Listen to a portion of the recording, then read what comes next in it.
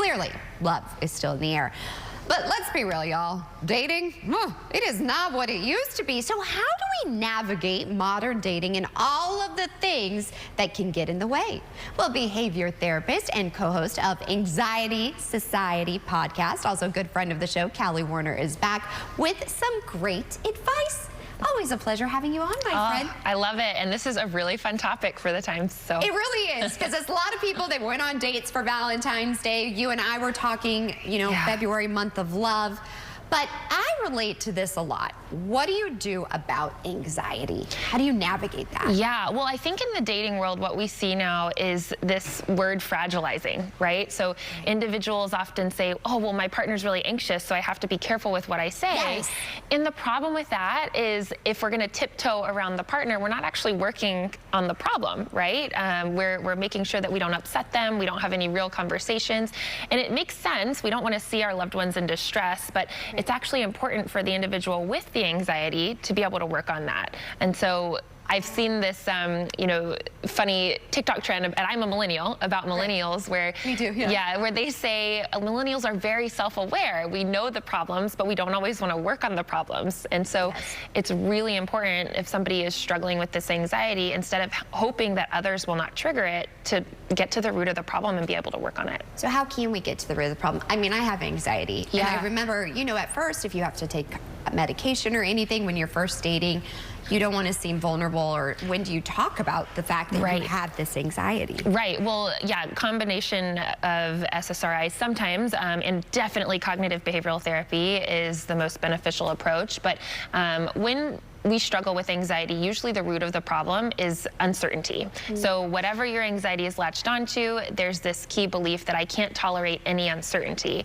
In dating, we know there is no certainty with dating, right? And so you have to get to this place where you can actually comfortably sit with some of that fear of not knowing, some of that uncertainty. Okay, that's always good. I know also, what do we do? Social media, because that can also trigger you too, and a lot of comparison. I do it myself. You and I have had this conversation. Right, there's these perfectly curated environments, right, in social media where we see individuals dating and loving it and living their best lives, and so that's all we see, and then we start to get stuck in that comparison trap, so that increases more anxiety. And I think you really have to just set limits on the social media as a whole. And I know most people date through social media now, right? Like they're swiping, they're trying to figure out who their partner will be. And I think my personal response to that is, in order to not build so much anticipatory anxiety, once you set a date, once you match, once you hinge it up, or whatever it is that you're doing, I think it's important to wait to have those human interactions when you're with them in person.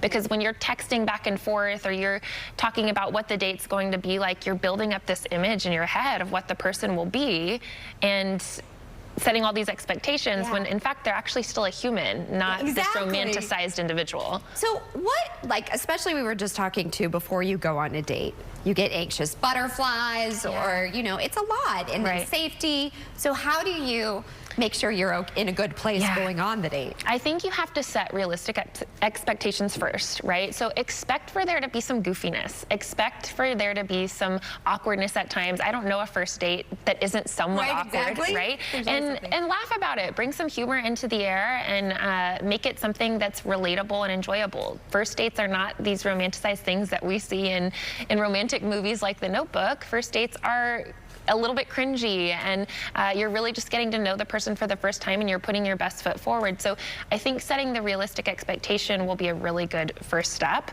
And then part two, I always like to have this mindset of try to expect yourself to possibly have fun, right? So instead of this, oh, I hope the date doesn't go badly, you're already setting your guards up for something to go badly. Whereas, I wonder if I might have a good time, and be pleasantly surprised. You know what? I think we could apply that just to anything. Totally. Socially. Because sometimes I'm like, I don't want to go to this. Or I'm going to be judged. I'm the odd mom out, or something like that. Yeah, we play the what if game. Why don't we play what if I have a good time? I love this. Where can we go for more? Because you always make me feel better. The minute you sit down, I feel like, oh my gosh, can we please talk? Because I'm having this and this and this going on. That makes me so happy. Well, yeah, actually, so my husband came on the podcast as a guest. How was that? I say it was great. He probably gritted his teeth through it, but he did a great job. And so, yeah, that episode airs tomorrow, and we talk about romance and relationships and how to navigate that on the Society podcast. You have to listen. I'm telling you, it's one of my favorite podcasts, and you are not alone.